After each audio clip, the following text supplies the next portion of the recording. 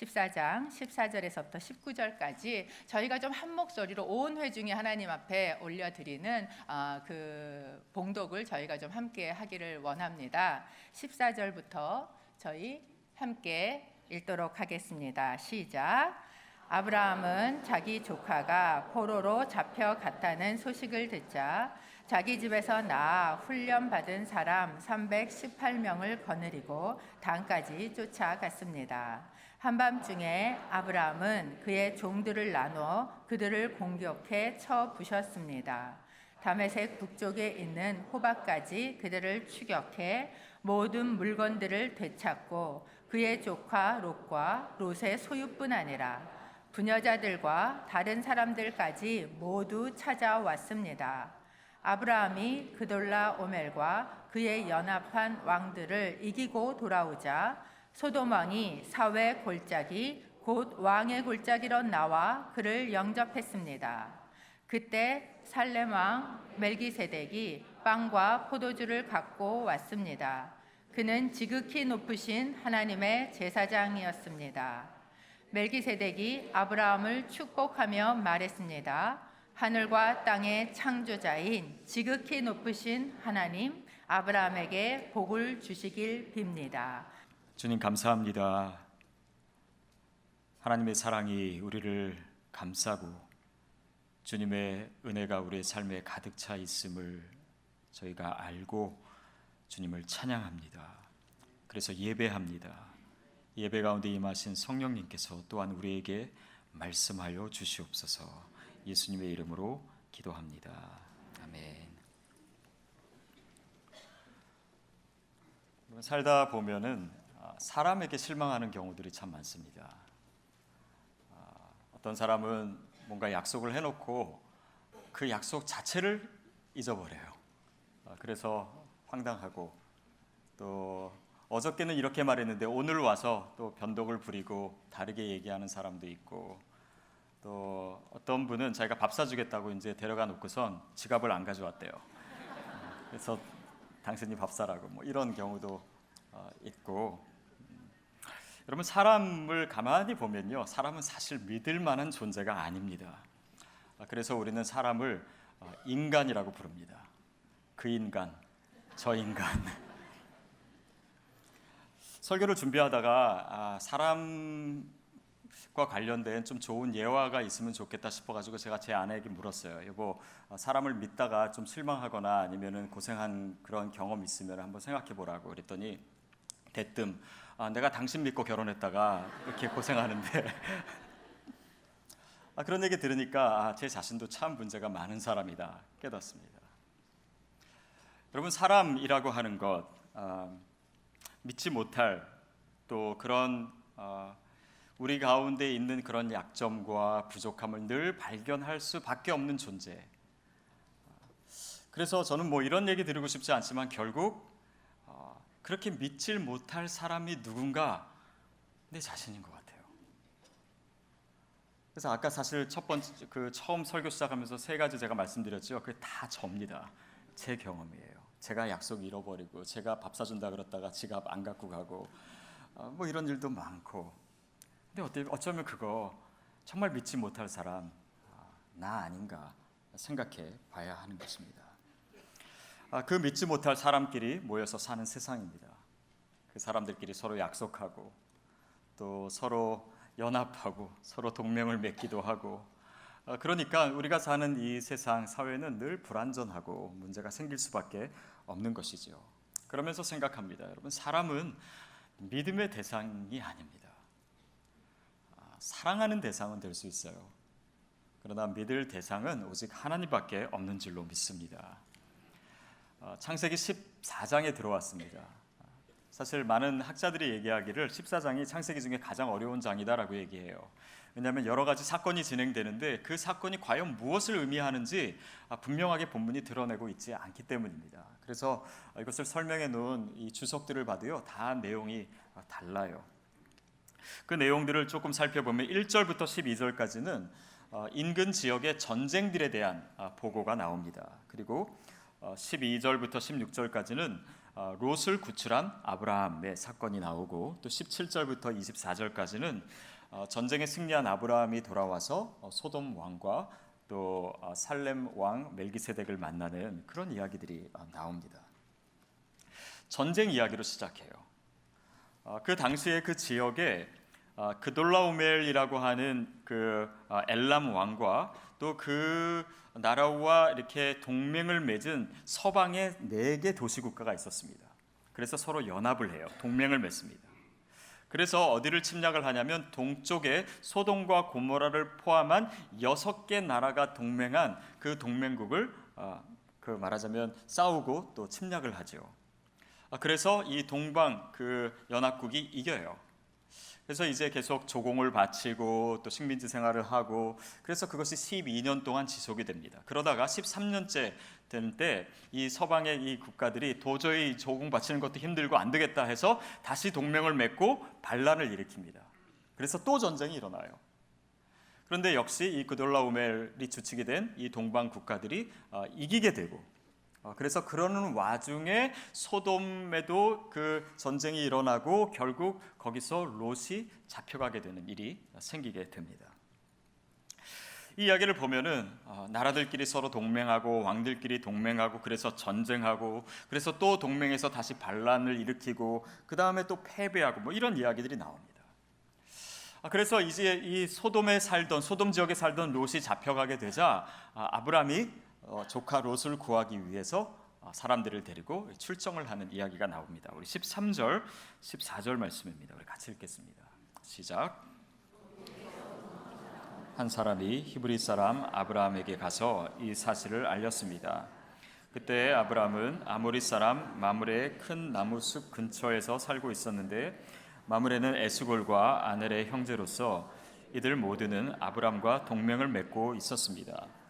아브람은 자기 조카가 포로로 잡혀갔다는 소식을 듣자 서나 훈련받은 사람 318명을 거느리고 단까지 쫓아갔습니다. 당시 아브람은요, 이 마므레라고 하는 이 아모리 사람의 집 근처에 살고 있었어요. 그러면서 이 마므레의 형제들인 에스골과 아넬과 동맹을 맺고 있었습니다. 그게 13절의 기록이에요. 근데 롯을 구출하러 가면서 군사들을 데리고 가야 되는데, 이 동맹한 뭐 마므레나 아브넬이나 뭐 이런 그 다른 이웃들의 군사들과 함께 간 것이 아니라 아브라함 집에서 낳고 훈련받은 사람 318명을 데리고 가는 것입니다. 그러니까 굳이 동맹을 한 사람들의 도움을 안 받고 그냥 가려면 그냥 그것만 기록하면 되는데, 굳이 그 전절에 이 사람들과 같이 살면서 동맹을 맺었다라는 것을 기록하고, 그 기록한 것과는 전혀 다르게 의아하게도 동맹 그 군사의 협력을 받지 않고 출발하고 있는 아브라함이 기록되어 있어요. 318명이었습니다. 근데 그 사람들이 누구냐? 자기 집에서 나와서 키운 사람이에요. 근데 이 말은요, 이 히브리어로 이 고대 히브리어에서 또 어떤 의미를 갖냐면 사지 않았다라고 하는 이 관용의 뜻도 가지고 있습니다. 그 말은 무슨 말입니까? 용병이 아니라고 하는 것이에요. 다른 나라에서 데리고 온 사람이 아니고 이웃 뭐 집안에서 뭐 더 도와주기 위해서 군사를 데리고 온 것이 아니라고 하는 사실을 분명히 얘기해주고 있습니다. 그래서 오늘 이 14장에서요, 사실 이 부분의 내용이 의미상 굉장히 중요합니다. 동맹한 국가들과 싸우러 가면서 이 아브라함은요, 자신과 동맹한 집안들의 도움을 요청하지도 않습니다. 여러분, 위험한 싸움을 하러 가면서 사실 최대한의 전력을 모아가지고 가는 것이 중요하지 않습니까? 그것이 상식이 아닌가요? 그런데 아브라함은 그렇게 하지 않았어요. 그럼에도 불구하고 아브라함이 그 전쟁에서 승리하고 돌아왔다. 이것이 바로 오늘 본문의 메시지입니다. 15절 16절을 보겠습니다. 시작. 한밤중에 아브라함은 그의 종들을 나누어 그들을 공격해 쳐부쉈습니다. 다메섹 북쪽에 있는 호바까지 그들을 추격해 모든 물건들을 되찾고 그의 조카 롯과 롯의 소유뿐 아니라 부녀자들과 다른 사람들까지 모두 찾아왔습니다. 여러분, 당시에 아무리 도시 국가들이지만 그 국가들이 뭐 네 나라가 이렇게 연합되었고 이런 전력은 최소한 아브라함의 318명보다는 많았을 것입니다. 그리고 이 아브라함 군대는 사실은 뭐 성경에 전쟁을 치러본 경험 자체가 없어요. 그런데 그돌라오멜과 그 연합국은 사실 전쟁 경험도 많고 전략도 훨씬 뛰어났을 것입니다. 그런데 승리했어요. 본문은 뭐 아브라함이 어떻게 승리했다, 뭐 방법에 대해서 얘기하고 있지 않습니다. 왜냐하면 그 승리의 의미가 중요하기 때문이에요. 그리고 그 의미를 17절, 18절을 보면서 우리가 생각해 볼 수 있습니다. 우리 같이 읽겠습니다. 시작. 아브라함이 그돌라오멜과 그와 연합한 왕들을 이기고 돌아오자 소돔 왕이 샤웨 골짜기 곧 왕의 골짜기로 나와 그를 영접했습니다. 그때 살렘 왕 멜기세덱이 그는 지극히 높으신 하나님의 제사장이었습니다. 그돌라오멜과 동맹한 왕들을 이겼다라고 하는 사실을 언급한 후에 이 자신의 대적들과 싸워서 승리를 거둔 아브라함을 소돔 왕이 맞이하러 나갑니다. 그리고 그게 17절이고 18절에는 아브라함이 동시에 또 다른 왕을 만나요. 누구냐면은 살렘 왕 멜기세덱입니다. 그래서 두 왕을 지금 전쟁 후에 동시에 만나고 있는데 이 두 왕을 만난 내용이요 굉장히 대조적입니다.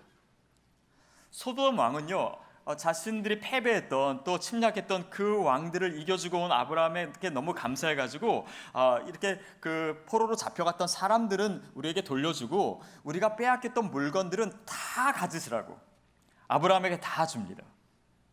근데 아브라함은 그 재물을 거절해요. 받지 않겠다라고 합니다. 반면에 살렘 왕 멜기세덱은 포도주와 빵을 가지고 와요. 그리고 아브라함을 한번 축복합니다. 그런데 그 멜기세덱 왕에게는요 자기의 소유의 10분의 1을 줍니다. 굉장히 태도가 대조적이죠. 여러분 여기서 우리가 잠깐 이 살렘 왕 멜기세덱이 누구인지에 대해서 좀 이해할 필요가 있습니다. 사실 오늘 본문에는요 그 멜기세덱에 대해서 자세한 설명이 없어요. 근데 신약에 가서 히브리서 7장에 보면 이야기가 나옵니다. 근데 거기서는 예수님의 제사장 되심, 대제사장 되심을 설명하면서 예수님이 멜기세덱의 반차, 멜기세덱의 족보에 따른 것이다 라는 거예요. 그것은 실제로 예수님께서 멜기세덱의 뭐 자손이다 이런 의미가 아니라 그의 역할을 얘기하는 것입니다. 멜기세덱은 누구냐면 이 제사장으로서 하나님과 사람의 중재자예요. 중보자의 역할을 하고 있습니다. 그러니까 이 본문에서 멜기세덱 왕은요, 이 하나님과 아브라함을 연결시키는 역할을 하고 있는 거예요. 결국 살렘 왕 멜기세덱의 등장과 그에 대한 아브라함의 행위는요, 본문의 핵심 주제인 하나님과의 연합, 하나님과의 동맹이라고 하는 주제를 부각시키고 있는 것입니다. 즉 아브라함이 이 죄악의 도시 소돔 왕과의 관계는 거부하고 또 하나님과 자신을 중재하는 그 멜기세덱과의 관계는 굉장히 적극적으로 하고 있는 이 모습을 통해서 오늘 본문의 메시지가 조금씩 더 드러나고 있는 것이죠. 여러분 이 문제를요 조금 더 확대된 맥락에서 볼 필요가 있습니다. 오늘 우리가 14장을 다루고 있는데요. 지난주 우리가 13장에서 13장 마지막 절에서 어떻게 시작되냐면 그리하여 이렇게 시작됩니다. 영어로는 then이에요. 그 상황이 어떤 상황이냐면 롯이 떠났을 때입니다. 롯이 떠나고 나서 하나님 앞에 홀로 서게 되었을 때, 여러분 이 말씀이 무슨 말씀이냐면 하나님과의 본격적인 관계는요 우리가 하나님 앞에 홀로 섰을 때 제대로 시작됩니다. 하나님의 약속도 마찬가지예요. 우리가 창세기를 아브라함 이야기를 계속 읽어가다 보면요 점점 더 아브라함을 향한 하나님의 약속이 구체적이 돼요. 그럴 때마다 아브라함은 점점 더 하나님 앞에 홀로 있게 됩니다.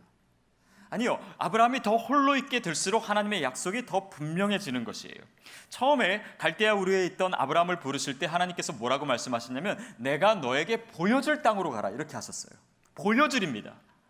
근데 12장 7절에 가나안 땅에 와서는 무슨 얘기하냐면 내가 이 땅을 내 자손에게 줄 것이다라고 얘기하세요. 그리고 그때만 해도 보십시오. 처음에 있을 때는 아브라함이 혼자 떠난 게 아니에요. 하나님 사실은 아브라함에게 떠나라고 아브라함에게 말씀하셨지만 데라 아버지도 데리고 가고 또 조카 롯도 데리고 가지 않았습니까? 그래서 하란에서 오래 지체했습니다. 아버지 때문에. 그러는 가운데 하나님의 음성을 또 듣게 됐고 이제는 롯이 떠난 다음에는 하나님이 이 땅을 너와 아브라함에게와 자손에게 주겠다고 구체적으로 이 약속이 점점 더 선명해지는 것이에요. 여러분 이것은 무엇을 의미합니까? 믿음이라고 하는 것은요 하나님 앞에 홀로 서는 것입니다. 하나님이 우리에게 약속을 주신다라고 했을 때는요 우리가 하나님 앞에 철저히 홀로 섰을 때에만이 우리에게 주어진 것이다 라고 하는 것이에요. 왜냐하면 이 홀로 선다라고 하는 것은 진정성을 얘기하고 있는 것이기 때문입니다. 사람들 틈에서 숨어서가 아니라 사람들의 분위기에 휩쓸려서가 아니라 하나님 앞에서 진실되게 벌거벗어 혼자 주님 앞에 서는 것이에요. 주님과의 진짜 관계를 얘기하는 것입니다. 여러분 하나님 앞에서 누구십니까? 사람들 틈에서가 아니라 교회에서가 아니라 하나님 앞에서 누구십니까? 그것이 우리의 믿음이에요. 그것이 우리와 하나님과의 관계입니다. 요즘 우리의 신앙이요 너무 대중 속에 숨어 있습니다. 근데 하나님의 약속은요 그런 대중 속에서 숨어서 사람들 틈 가운데서 분위기에 휩쓸려 가지고 받아내는 어떤 것이 아니에요. 하나님과 독대하는 것입니다. 주님과의 관계 속에서 친밀한 관계 속에서의 기도, 하나님 말씀과의 이 처절한 고독한 씨름, 그 시간들을 통해서 우리는 하나님의 음성을 듣고 하나님과의 관계를 갖게 되는 것이죠. 여러분 이것을 또 다른 말로 하면 하나님 앞에 홀로 선다라는 것은요 하나님만을 의지하는 것입니다. 사람을 의지하는 거 아닙니다. 세상을 의지하는 거 아닙니다. 오직 하나님만 의지하겠다 결단하는 것이 우리의 믿음이고 또 하나님께서 저와 여러분에게 요구하시는 것입니다. 롯을 보십시오. 세상과 동화됩니다. 소돔 사람들과 가까이 지내고 또 딸들도 시집 보내고 그래서 동맹을 맺고 그래서 어떻게 됩니까? 결국 함께 망하고 잡혀가는 거예요. 그러나 아브라함의 모습은 무엇입니까? 인간의 동맹을 의지하지 않아요. 오직 하나님만을 의지합니다. 여러분 이것은 뭐 이웃과 좋은 관계를 갖지 말아라라고 하는 것이 아닙니다. 아브라함도 동맹을 맺었어요. 좋은 관계 속에 있었습니다. 그러나 그 관계가 우리로 하여금 하나님 대신 사람을 의지하게 한다면, 하나님을 덜 의지하게 한다면, 하나님을 의지하는 것 같지만 실제로는 사람과 세상을 의지하게 한다면 그것은 우상이 될 수 있습니다. 그래서 우리의 자녀가 우상이 될 수가 있고 나와 관계를 맺는 다른 사람들이 우상이 될 수 있고 세상의 것들이 우상이 될 수 있는 것이에요. 신명기 17장에 보면은 이스라엘 백성들이 왕을 세울 때 하나님께서 많이 갖지 말라라고 하는 몇 가지가 나옵니다. 그 중에 한 가지가 뭐냐면 아내들을 많이 갖지 말라라는 것이에요. 그것은 단지 여자들을 많이 취하지 말라라고 하는 의미가 아닙니다. 아내를 많이 갖는다는 것은 이웃 나라들과 동맹을 얻기 위해서, 동맹을 하기 위해서 그 뭐 공주를 데리고 오고 그런 것이거든요. 그래서 뭐 전쟁을 치를 때나 위기에 처할 때 그 동맹 국가의 힘을 얻기 위해서, 그들을 의지하기 위해서 딸을 데리고 오는 것이에요. 그래서 아내를 갖지 말라라고 얘기하는 것입니다. 왜냐하면 그러면서 우상이 들어오고 그러면서 하나님을 의지하지 않게 되고 하나님으로부터 멀어지고 하나님만이 의지의 대상임을 인간이 쉽게 잃어버리기 때문에 주님께서 계속해서 경고하셨던 것입니다. 또 한 가지, 사람을 의지하지 않는다라고 하는 것은요, 그것은 구체적으로 세상의 가치관, 그것과의 단절을 의미합니다. 왜냐하면 하나님의 약속이라고 하는 것은 본질적으로 이 세속적인 가치관으로서는 손에 잡히지 않는 것이기 때문이에요. 우리 21절부터 23절까지 다시 한번 같이 읽겠습니다. 시작. 소돔 왕이 21절부터 23절까지 시작. 소돔 왕이 아브라함에게 말했습니다. 백성들은 내게 들려주고 물건들은 그대가 가지시오. 그러나 사람들은 소돔 왕에게 말했습니다. 내가 하늘과 땅의 창조자이신 지극히 높으신 하나님 여호와께 내 손을 들어 맹세합니다. 왕께 속한 것은 실 한 오락이나 하나라도 받지 않겠습니다. 왕께서 내가 아브라함을 부자로 만들었다라고 말하지 못하게 말입니다. 소돔 왕이 제안했지요. 사람들은 우리에게 주고 이 물건들은 다 당신이 가져도 좋습니다. 그런데 아브라함이 뭐라고 얘기하냐면 당신에게서는 실 한 오라기도 신발끈 하나도 받지 않겠습니다. 여러분, 세상이 우리에게 무언가를 주겠다고 제안할 때 그것을 덥석 물지 마십시오. 거기에는 악한 영의 전략이 계략이 있을 수 있습니다. 그것은 세상의 가치관에 우리를 속박하기 위한 것이에요. 그래서 어떤 혜택이 주어지건 무엇이든 좋은 것이 주어질 때라도 그때 오히려 더 기도하셔야 됩니다. 더 말씀 가운데 하나님의 뜻을 물으셔야 돼요. 이것의 영적인 의미를 우리가 잘 헤아릴 수 있어야 합니다. 아브라함에게 주어졌던 이 상황에서의 메시지는 그것입니다. 아브라함이 뭐라고 얘기냐면 나를 부자 되게 한 것이 당신, 이 나를 부자 되게 하는 것이 왕이 아니라 하나님입니다. 그러니까 아브라함을 부자 만들게 한 것이 소돔 왕이 아니라고 하는 사실을 더 강조하기 위해서, 달리 말하면 나를 부여하게 하시고 나를 승리케 하시고 나를 도와주는 분은 사람이 아니라 하나님이십니다. 이것을 고백하고 싶었던 거예요. 왜냐하면 그 전쟁에서도 분명 하나님의 도움으로 승리했던 것을 아브라함이 알기 때문에, 아브라함이 하나님을 만나고 있고 하나님과 교제하고 있고 그러면서 자기 삶에 있어서 하나님의 능력과 그분의 의미가 얼마나 크신 것을 이제는 더 이상 부인할 수 없기 때문에 이 상황 속에서 이런 고백이 나올 수밖에 없는 것이죠. 물질의 유혹을 뿌리쳤던 것입니다. 그것은 물질에 대해서 자유하다라고 하는 것은 하나님을 만나고 하나님 안에서 진정한 가치를 발견한 사람만이 그럴 수 있는 거예요. 여러분, 세상이 이길 수 없는 사람, 여러 가지 사람이 있겠지만은 돈에 대해서 초월한 사람을 세상을 이길 수 없습니다. 반면에 세상이 가장 우습게 여기고 이기기 쉬운 사람이 누군지 아세요? 돈이면 다 되는 사람입니다. 돈이면 다 해결되는 그런 사람이에요. 여러분, 이것은 돈 자체가 악하거나 돈이 필요 없다라고 얘기하는 것이 아닙니다. 그러나 하나님과의 관계 속에서 있는 사람은요, 돈에 대한 관점 자체가 달라야 돼요. 이 돈에 대한 이 모든 상황에 대한 우리의 반응이 달라져야 됩니다. 돈을 우습게 볼 줄도 알아야 돼요. 돈이 주는 그 영적인 권세를 무시할 수도 있어야 됩니다.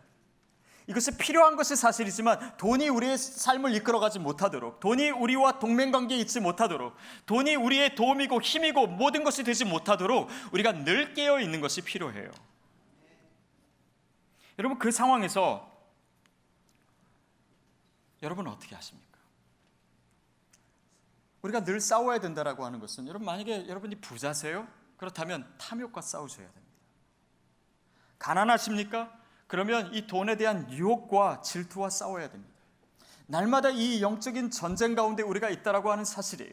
그래서 이 상황 가운데 아브라함이 어떻게 행동하냐면 그 상황에서 자신의 소유의 10분의 1을 멜기세덱에게 줍니다. 이것이 성경에서 나타난 첫 번째 11조에 대한 언급이에요. 돈을 우습게 여기고 이기게 하는 어쩌면 가장 좋은 방법일 수 있습니다. 요즘 기독교 신문이나 인터넷에요, 이 11조에 대한 논쟁이 뜨겁습니다. 제가 몇 개를 읽어봤는데요, 읽어보니까 그런 느낌이 들어요. 이 논쟁을 왜 하느냐? 11조 내기 싫어서 하는 것입니다. 그것이 아까우니까, 이 돈이 내 것 같으니까. 그러니까 어떻게든 논쟁을 해서라도 내가 안 내는 것을 정당화하고 싶은 거예요. 여러분, 11조에 대한 의미를 몰라서 그렇습니다. 11조는요, 지금 이 아브라함이 드리고 있는 11조는 율법이 생기기 전이에요. 그것은 무슨 의미입니까? 이것은 납세의 의미처럼 어떤 율법으로서 내는 것이 아닙니다. 이것은 오늘 상황에서 정확하게 의미를 가지고 있어요. 그것은 하나님의 도움을 선택할 것인가, 아니면 소돔 왕이 주는 그 물질에 대한 가치를 선택할 것인가, 그것을 묻는 상황에서 아브라함이 드린 것이에요. 무슨 의미입니까? 하나님과 동맹했습니까? 아니면 세상과 동맹했습니까? 하나님이 주시는 도움을 받겠습니까? 아니면 세상의 눈에 보이는 것을 선택하겠습니까? 저는 어저께도 저희 아들한테 11조를 가르쳤어요. 근데 그 가르치는 이유는요, 이 아이가 나중에 돈을 많이 벌 때 조금 가지고 살게 하기 위해서 가르치는 것이 아닙니다. 어떻게든 좀 더 이 아이에게 손해가 가는 인생을 살게 하기 위해서 주는 것이 아니라요. 제 마음은 완전히 반대예요. 이 아이가 하나님의 도움을 얻을 수 있게 되기를 기대하는 마음에서 가르쳐요. 여러분, 저는요, 이 헌금 얘기할 때 고민을 많이 합니다. 왜냐하면 제가 몇 달 전에도 저희 성도님 중에 이런 분이 계셨어요. 교회에 오셨어요. 30년 만에 교회에 처음 오신 거예요. 그동안 왜 교회 안 나오셨습니까? 자신이 중학교 때 친구 따라서 교회에 갔는데 그때 교회에서 헌금 얘기하는 걸 듣고 상처를 받아서 교회를 안 나갔다고. 30년 동안. 그런 분들이 우리 회중에도 있을 수 있기 때문에 저는 신중에 신중을 귀합니다. 그럼에도 불구하고 제가 이런 말씀이 나왔을 때 제가 이 본문을 피해가는 것은 하나님 앞에서 옳지 않아요. 물론 헌금에 대해서 오해하시는 분들도 많이 있습니다. 교회 헌금을 내면 목사가 다 가져간다고 생각을 하세요. 아니면 여러분이 헌금을 더 내면 제가 월급이 올라갑니까? 아니에요. 저는 그냥 교회에서 정해진 것을 받습니다. 그런 의미가 아니에요.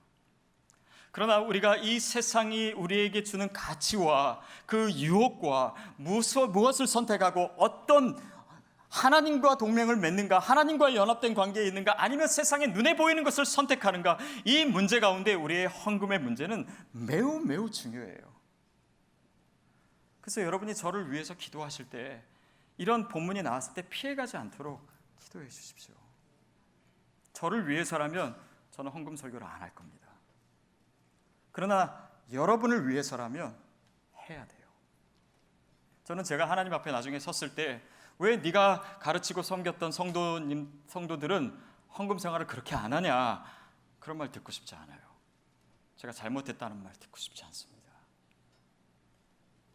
여러분, 아브라함이 오늘 이 상황 가운데서 멜기세덱에게 그 예물을 드린 것은요, 오늘 우리의 세속적인 가치관과 우리에게 더 많은 것을 허락한다라고 하는 그 세상의 요구에 대해서 우리가 노할 수 있는 담대함을 요구하는 것입니다. 여러분, 물질에 붙잡혀서 살지 마십시오. 나에게 주신 하나님의 것을 내 것이라고 생각하지 마십시오. 세상의 가치관과 절대 동맹을 맺지 마십시오. 물질의 노예로도 살지 마십시오. 이것이 오늘 본문에 나타난 11조에 대한 의미입니다. 여러분, 하나님과 동맹하기 위해서는요, 세상과 또 사람과 돈과 세상의 가치와의 단절이 필요합니다. 인류의 역사를 보십시오. 전쟁의 역사예요. 근데 그 전쟁의 역사를 보면은 그 안을 보면 수많은 동맹과 배신의 역사가 있습니다. 또 이스라엘 백성도 보세요. 이스라엘 백성도 우리가 얼마 전에 에스겔 큐티하면서도 많이 봤지만은 계속 큰 나라들과 동맹을 맺는 거예요. 아스르와 동맹을 맺고 바벨론과 동맹을 맺고 애굽과 동맹을 맺고, 왜 맺습니까? 불안하니까. 그래서 그 동맹이 자신을 더 안전하게 지켜줄 거라고 생각합니다. 그래서 동맹을 맺어요. 그러다 결국 어떻게 됩니까? 그 나라가 이스라엘을 침공해요. 그 나라가 이스라엘을 망하게 합니다. 그 나라에 이스라엘이 포로로 끌려가요. 무엇을 의미합니까? 결국 우리가 사람을 의지하고 결국 돈을 의지하고 그것이 결국 우리를 패망하게 만드는 것이에요. 하나님을 의지하지 못하게 하기 때문입니다. 그것이 주는 안정감은 결코 승리가 아니에요, 여러분. 하나님만을 의지하십시오. 세상적 동맹의 이유를 보면요, 그 속에는요, 가만히 보면 다 이해관계가 있습니다. 다 서로를 이용하는 것이에요. 또 힘의 논리가 있습니다. 뭔가 연결되어 있는 것 같지만 그 가운데서는 꼭 함정이 있고 또 단절이 있어요. 진정한 의미에서의 연합이 아닙니다. 동맹도 깨져려니와 그 인간적인 동맹은 우리를 궁극적인 승리의 자리로 이끌지 않아요. 왜 그러냐면 그 동맹의 본질과 그 기초에는 이기심이 있기 때문이에요. 진정한 연합이 아닙니다. 오늘 본문을 보십시오. 동맹한 자들이 다 패배해요. 롯도 이 소돔 사람들과 동화되었다가 패배하지요. 또 소돔과 고모라를 포함한 동맹 국가들도 이 그돌라오멜의 그 전쟁에서 다 지지요. 그리고 그돌라오멜의 그 동방 국가들의 연합도 다 패배합니다. 누가 승리해요? 아브라함의 군대가 승리합니다. 사람을 의지하지 아니하고 돈을 의지하지 아니하고 하나님만을 의지한 아브라함이 승리해요. 그것은 단지 역사적인 사건으로 얘기되는 것이 아니라 오늘 우리에게 우리의 삶의 의미를, 우리의 삶의 승리의 의미를 얘기하는 것입니다. 오늘 본문의 핵심은요, 그랬어요. 19절이에요. 아브라함을 향한 멜기세덱의 축복이 있습니다. 우리 같이 읽겠습니다. 시작. 멜기세덱이 아브라함을 축복하며 말했습니다. 하늘과 땅의 창조자인 지극히 높으신 하나님, 아브라함에게 복을 주시길 빕니다. 하늘과 땅의 창조자인 지극히 높으신 하나님이 당신을 축복하기를 빕니다. 그것이 저와 여러분을 향한 축복인 줄 믿습니다. 하나님이 우리를 축복하세요. 그런데 그분은 하늘과 땅을 지으신 분입니다. 이것은 오늘 우리에게 너무 자연스러운 이야기로 들리지만 이 아브라함의 시대, 그런 이 부족신과 자기가 제사 드리는 그 신만이 나를 보호해주고 그 지역만 벗어나도 도움이 없다라고 생각했던 그 사람들에게 나를 도우시는 존재가 천지를 지으신 이 모든 이방신과 이 모든 것을 초월하시는 이 세상의 주인 되시는 하나님이 바로 나의 도움이시다라고 얘기하는 것은 그 당시의 사람들이 정말 기절할 만한 신학적인 선포였어요. 여러분, 그 천지를 지으신 하나님이 나를 도우시는 분과 연결되고 있는 것입니다. 그것이 바로 하나님과의 동맹이에요. 복음적으로 얘기하면 그 세상을 만드신 하나님이 오늘 나를 도우시는 분과 연결되는 그 사건이 뭡니까? 하나님의 아들 예수 그리스도를 우리에게 주신 사건이에요. 십자가 사건입니다. 그분으로 인해서 하나님과 우리가 화해됐어요. 그분으로 인해서 우리가 주님과 그 천지를 지으신 하나님과 동맹관계에 있게 된 것입니다. 나를 도우신 분이 이방신도 아니고 옆에 있는 이웃도 아니고 국가도 아니고 천지를 지으신 하나님이 나의 도움이시다. 그것을 우리가 예수 그리스도로 인해서 고백할 수 있게 된 것입니다. 그 하나님이 저와 여러분을 도우세요. 이것이 예수님이 내 말이 너희 안에 거하고 너희가 내 안에 거하면 무엇이든지 구하라. 여러분, 우리가 하나님 나에게 능력을 주세요. 그러나 그 능력을 구하기 전에 먼저 생각해 보십시오. 그분이 능력이 있기 때문에 우리가 그분 안에 있는 것, 그 동맹 관계를 얘기하는 것이에요. 사도 바울도 내게 능력 주시는 자 안에서 내가 모든 일을 할 수 있다라고 하는 것이 무엇입니까? 그 하나님과 그 연결고리가 있으며 하나님과 동맹된 사람이라면 그분의 능력을 끌어다 쓸 수 있는 것이 저와 여러분의 신분입니다. 그 하나님의 도움을 놔두고 지금 눈에 어느 사람이 주겠다고 하는 그 돈 때문에 이것을 덥석 잡으면 여러분 인생에 무엇을 놓치는지를 깊이 생각하셔야 돼요. 누구와 동맹을 맺고 있습니까? 지금 어떤 계산을 하고 있습니까? 무엇이 정말 지혜입니까? 무엇이 정말 승리입니까? 시편 121편에 보면 이렇게 시작해요. 내가 눈을 들어 산을 보니 나의 도움이 어디서 올꼬? 여러분, 그 당시만 해도요, 산에는 산당이 있었고 다 이방신 섬기는 그런 이 산들을 얘기하는 것입니다. 농사가 더 잘 되게 하려면 바알신을 섬기고 아세라 신을 섬기고 그리고 그 신을 섬기는 산당에 있는 제사장들을 섬기고 뭐 이래서 사람들을 의지하고 그런 이방신을 의지하는 그 산들을 보면서 시편 기자가 선포하는 거예요. 나의 도움은 거기서 오는 거 아니다. 눈에 보이는 것에서 오는 거, 산당에서 오는 거 아니다. 사람에서 오는 것 아니다. 농사 잘 되는 데서 오는 거 아니다. 나의 도움은 천지를 지으신 여호와 하나님에게서로다. 여러분, 이것이 저와 여러분의 선포되기를 축복합니다. 여러분, 이것이 저와 여러분의 믿음이에요. 그 하나님이 어떤 하나님입니까? 하나님은 너를 지키시는 자. 이게 시편 21편이에요. 너의 우편에 그늘 되시고 낮의 해와 밤의 달이 너를 상치 못하고, 그분은 졸지도 아니하시고 주무시지도 아니하시는 분이에요. 그분은 저와 여러분의 출입을 지금부터 영원까지 지키시는 분이십니다. 우리의 도움은 피조물에서 오는 것이 아니에요. 우리의 도움은 천지를 지으신 하나님에게서 오는 것입니다. 누구랑 동맹하시겠어요? 누구랑 결혼하시겠어요? 여러분, 이것을 깨달은 시편 기자들이, 시편에는 이런 구절들이 너무 많아요. 시편 146편 3절부터 5절까지 우리 같이 읽어볼까요? 시작. 왕들을 의지하지 말고 사람의 자손들을 의지하지 마십시오. 거기에는 도움이 없습니다. 그 숨이 떠나가면 땅으로 돌아가고 바로 그날에 그들의 계획은 사라집니다. 야곱의 하나님을 도움으로 삼고 그 하나님 여호와를 바라는 사람은 복이 있습니다. 왕들을 의지하지 말라고, 사람들을 의지하지 말라고, 오직 우리를 도우시는 분은 여호와 하나님이시라고, 천지를 지으신 그분이시라고 시편 기자가 고백합니다. 여러분, 그래서 우리로 하여금 혹시 우리가 지금 고민하고 어려운 일들이 사람이나 아니면 세속적인 그런 것에 의지를 끊는 것이라면 그것을 축복으로 여기십시오. 나를 도우시는 그 천지를 지으신 하나님을 붙잡을 수 있는 절호의 기회입니다. 그것을 영적인 축복으로 바꾸세요. 여러분, 시편의 약속이나 이 노래들은요, 오늘 예수를 믿고 하나님을 의지하는 우리가 절대 돌부리에 걸려서 넘어지지 않을 것이다 라고 얘기하는 것 아닙니다. 절대 하나님을 의지하는 사람은 질병도 안 걸릴 것이다, 관계도 늘 좋기만 할 것이다 라고 얘기하는 것 아니에요.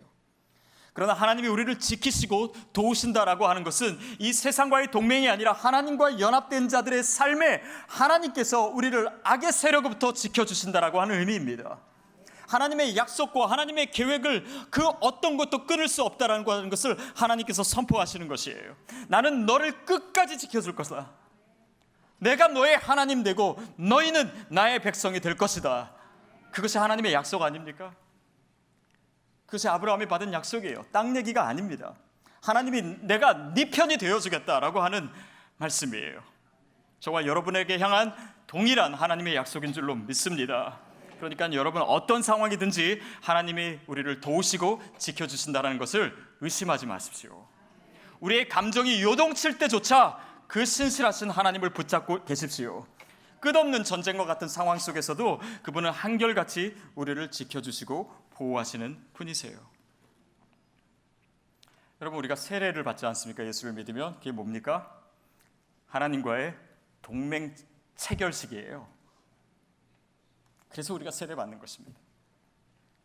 오늘 성찬하죠. 성찬이 무엇입니까? 하나님과의 동맹을 우리가 계속해서 확인하는 거예요. 그분이 내 안으로 들어오시는 겁니다.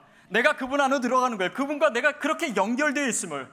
이 말은 무엇입니까? 내가 사람을 의지하지 않고, 세상의 돈을 의지하지 않고, 그 동맹을 의지하지 않고, 말과 병거를 의지하지 않고, 오직 내가 하나님을 믿고 하나님을 신뢰합니다. 그분께서 나를 도와주시는 분입니다. 그분 손에 내 인생이 있습니다. 여러분, 지금 누구와 동맹을 맺고 계십니까? 누구와 결혼하고 계신가요? 그리고 어떻게 살고 계십니까? 사람을 의지하지도 사람을 두려워하지도 마십시오. 잠언 29장 25절에 얘기하는 것처럼 사람을 두려워하는 자는 올무에 빠지려니와 오직 여호와를 의지하는 자는 안전하라고. 여러분, 그 도우심이 저와 여러분을 감싸고 있는 줄 믿습니다. 왕이나 사람이나 은과 금을 의지하지 마십시오. 주님만을 의지하십시오. 그리고 누가 승리하나 보십시오. 어느 도움이 더 큰가를 보십시오. 하나님 앞에서 지혜롭게 판단하십시오. 현실 감각을 잊어버리자는 것이 아니에요. 현실 감각을 가지십시오.